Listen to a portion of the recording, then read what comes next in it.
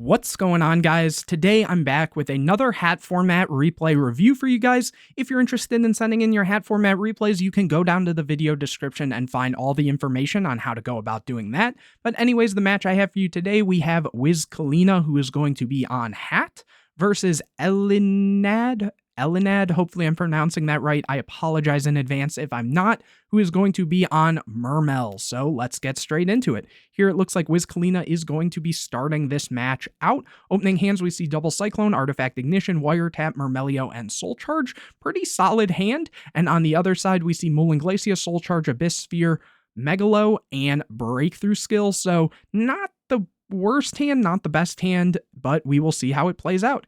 Here, Wizkalina is going to get a copy of Dianea for turn and summon the Mermelio, adding a copy of Bottomless, and then I would assume, setting 4 over to Elinad, who gets a copy of Lind for turn.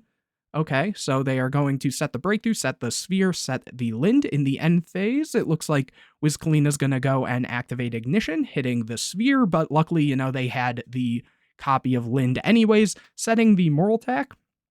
And then still in end phase, Double Cyclone to hit the Breakthrough skill, and then Moraltac will be able to summon itself out, drawing a copy of Duality for turn. And they're going to activate Duality, so choosing to go for that, and they're going to add a Scythe, putting back the Double Cyclone and the Duality.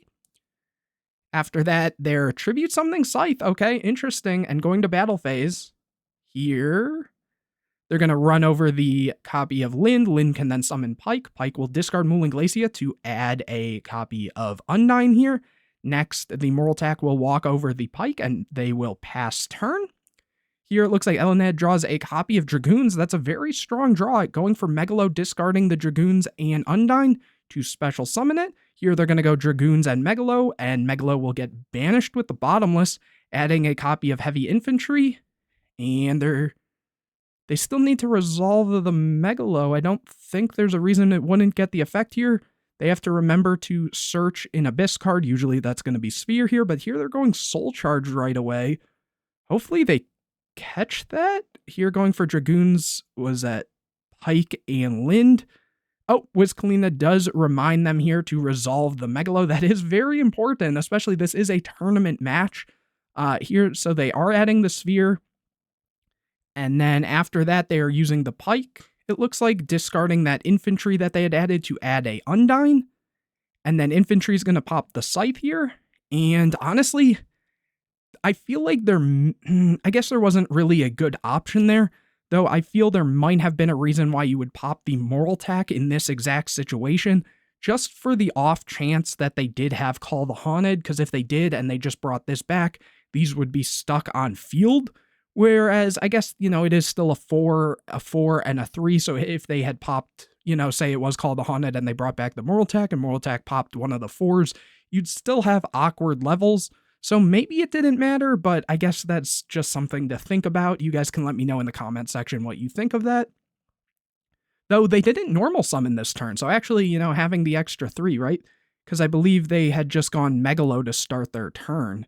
So maybe that was an option, but anyways, they are going to overlay for a copy of Honor Arc here, using the effect and taking the Moraltac, then Dragoons can trigger, adding another Infantry here. Let me see here. Okay. And then they're going to set Sphere and pass it over. Wizkalina gets a copy of Torrential. Summons the Dianea, brings back the Mermelio effect. But Sphere is going to be chained here, but Wiretap will shuffle back the Sphere. Very solid. Now they can overlay for their own 101, taking the other 101, and going Soul Charge for 4. Big Soul Charge, but they are going to get back the Dianea, the Moraltac, the Mermelio, and the Scythe. Here, the Dianea can reset the Bottomless here, overlay for a copy of Dweller, and then go for Pleiades, so that Lind is definitely not going to be resolving anytime soon. Here they draw into, I believe that was the Breakthrough skill here. Summons Undyne, and sends a copy of Title, adds the Controller. Here Dweller is activated. Will we see the Breakthrough skill chained? I guess not. I guess they're wanting to hold it maybe for the Pleiades? That seems a little weird here. Pleiades in the end phase is just going to bounce. But no, okay, so that does make that resolve. Very interesting. I guess maybe they're hoping to use this specifically for the Dweller on their turn so they can't push in and kill them this turn. I guess that makes sense.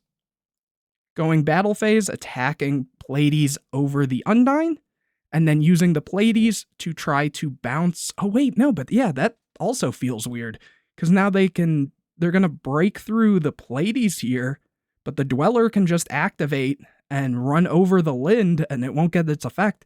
So maybe they should have used that breakthrough before. I don't know. It all seems a little weird, I guess, in a sense. But anyways, passing it over, Elenad gets a copy of Dark Hole, so that's at least something. But they don't have a lot else. So here they're going to banish 2 for the copy of Title. That might just... No, they probably wouldn't want a Torrential there. But here they will after the Controller summoned. Getting a copy of Double Cyclone, which they're not looking good. Honestly, it's kind of evened out all of a sudden. Drawing a copy of Pike. Okay, so, they are back in it. Here banishing 2 to get the copy of Title. Summon the Pike, use the effect. Discard the Infantry to add a Lind. Okay, so now Elenad might actually walk with this one. It didn't seem good for them at first, and yeah, they are going to take that game number 1. Kind of a crazy game 1 there, honestly. I really thought that Wiz Khalifa was going to take that one. But anyways, here we see opening hands, Fire Hand, DD Crow, Debunk, and Wiretap. And on the other side, we see Torrential Tribute, Lind, Soul Charge, Gund, and Abyss Sphere. Here, Wiz Khalifa will get to draw for turn, getting another copy of Crow. This is going to be kind of an interesting game, setting the Fire Hand and then setting the Debunk and Wiretap over to Elenad, who gets a copy of Lind, summons the Lind and goes battle phase, attacking into the Fire Hand, which can then pop the Lind and summon a copy of Ice Hand. Lind is then activated, but is met with Debunk. And then it looks like main phase 2 just setting the Torrential and Sphere and back over to Wiz Khalifa, who gets another Debunk. It's kind of funny. They're seeing all the duplicates in this one, but it's not bad. Going battle phase, attacking in with the Ice Hand, setting the Fire Hand and setting the other copy of Debunk. But here in main phase 2, the Sphere will be able to be activated and choosing not to wiretap that. Going for Lind.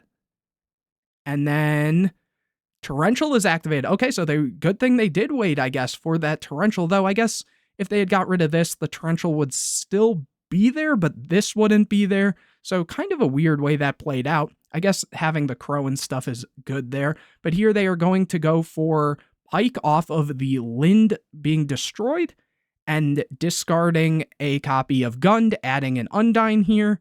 And then Gund will trigger, but the Crow will meet that and banish the Lind. So nothing will get summoned back here. Elenad will draw into a copy of Teus. That's pretty strong. Normal summon the Undyne. I don't know why they were pointing at that, but yeah, so then they say it's good. They're gonna use the effect, sending Dragoons for cost, adding a copy of Controller here. Using, okay, I guess that was kind of a weird order. Maybe there was some lag or something there. So anyways, the Dragoons will then add a copy of Marksman. Here they're going to go Teus, discard Marksman, and that gets met with the Debunk. And here the Marksman is going to pop the Fire Hand. Fire Hand will then pop the Pike and summon a copy of Ice Hand. We'll see if they go for a Soul Charge play. They have stuff there. They are going to go for Soul Charge, bringing back the Dragoons, Gund, Pike. I think just 3 there. Oh, but they are going to Crow the Dragoons there, okay. But here they can just make Levier, yep. And go and bring back the Dragoons. Next, they're going to overlay for a copy of Lavalval Chain, detach the Dragoons to go for the Title. That's also kind of interesting. This was special summon, so if they had wanted... Well, one of these was. I'm pretty sure actually both were in this game. Yeah, because the Fire Hand there. So maybe they could have gone like Honor Arc to take this Ice Hand, and then the Dragoons would trigger. Maybe they just didn't have anything good for that there. And getting Title into rotation usually is a good thing too, just because it can usually apply a lot of pressure. And anyways, these Ice Hands aren't really doing anything since Elenad has no back row. So I guess that kind of makes sense, but they could always just overlay these into something, and that could kind of hurt too. Like if they go for their own Honor Arc and take one of these and then crash over the other, obviously Elenad would be able to go and summon the Lind on the following turn, but they'd also, have the title, and then they can make a rank 7. So it's kind of a weird position to be in. Here, Wizkalina is going to draw a copy of Max C, which has potential to be very good if that situation comes up. Here, they are going to overlay into an Exciton. I guess that also works. And pass it over to Elenad, who gets a copy of Malcat. And they're going to summon the Lind. So that is, I guess, also a way to sort of prevent them from going and crashing in with the Lind. But here, Exciton can activate. Max C is going to be chained to that. Lead is going to be summoned. Wizkalina will get a copy of Sanctum for the draw off of Max C, which is very good. And then the lead can attack over the Exciton here. Back over to Wizkalina, who gets a copy of Warning, so that's also good. Also choosing not to use the title here, so that's also a little interesting. Setting both, because I guess even if they had gone and summoned that and then gone for... Alright, wait, no, they were under Max C. So, yeah, no, I guess there wasn't really a reason to go and overextend there when you kind of feel in an alright position. Here, Elenad will draw a copy of Controller for turn. That is unfortunate, and go to battle phase, doing some, trying to do damage, but the Sanctum's going to be activated, summoning a Moral Attack. Moral Attack effect will then pop the lead, and main phase 2, the title will come out, and will they normal a Controller and go for Leo, or just leave it? They are going to summon the Controller, going for Leo, and that is met with Solemn Warning. Here they're going to set the Malcat and back over to Wizkalina, who gets a Ignition, goes battle phase, and attacks in. Now Elenad's getting low, setting the Ignition back over, and they're going to get another Malcat, banishing for the copy of title. They say it's good, running over the Moral Attack here. And Wizkalina gets a copy of Scythe, and during the end phase, the title will bounce back. Here, Elenad will get a copy of Pike, summon Pike, discard the title, getting a copy of Marksman, banishing 2 for the title. They say it's good, go battle phase, attack in with the Pike, attack in with the copy of title, setting 2 and passing. Or setting, was that just 1 and passing, my bad. Here Wizkalina drew into a copy of Torrential, and the title bounces back. Here they get a copy of Crow, normal summon Controller. That's kind of a really risky play here, because we do know, obviously from our side, that this Torrential is here, and even if they had just pushed in for damage, they would have been able to Ignition, hit the Scythe, and then they could Crow the Scythe, and that would just be game. But it looks like they are going to kind of overextend, going into Gungnir here, banishing 2 to summon this title, and the Torrential is going to come down, so they just kind of overextended. Okay, and then Wizkalina is going to get the Duality, adding a Sanctum. So this is going to come down to it seems. Here Elenad gets another DD Crow, sets 1. Here Wizkalina gets a Soul Charge, but they're really low on life. Elenad gets a copy of Undyne, but they've already gone through 2 controllers, so unless they are on 3, that might just be a dead card here. They're going to summon the Marksman and go to battle, attack, but the Sanctum is going to activate, summoning a copy of Beagletech, chaining the Ignition to hit one of the Malcats.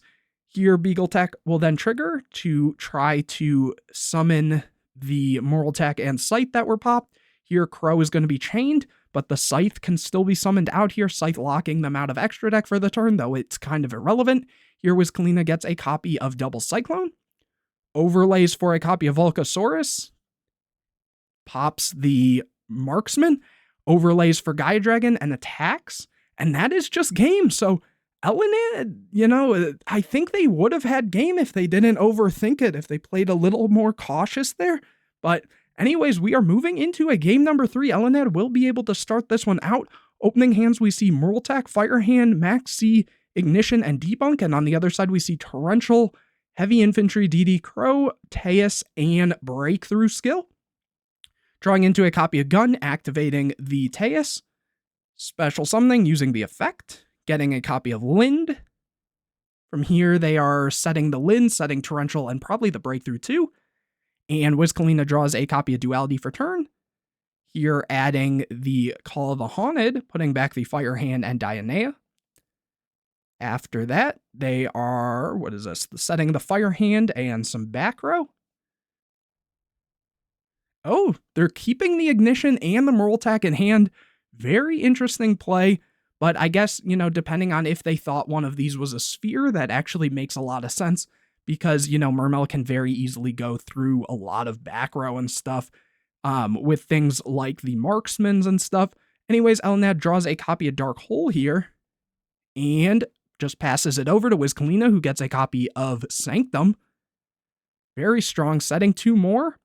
Passing it over, Elenad gets another DD Crow here.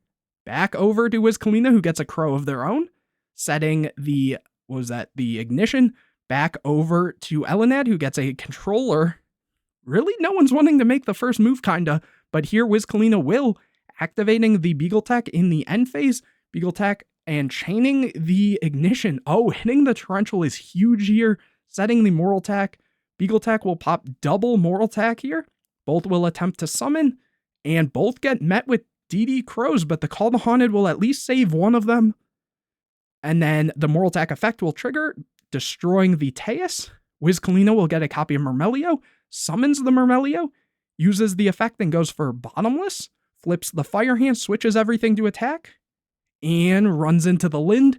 Lind effect tries to activate, but is met with Debunk, swinging in with Fire Hand, swinging in with Mermelio, swinging in with Moraltech.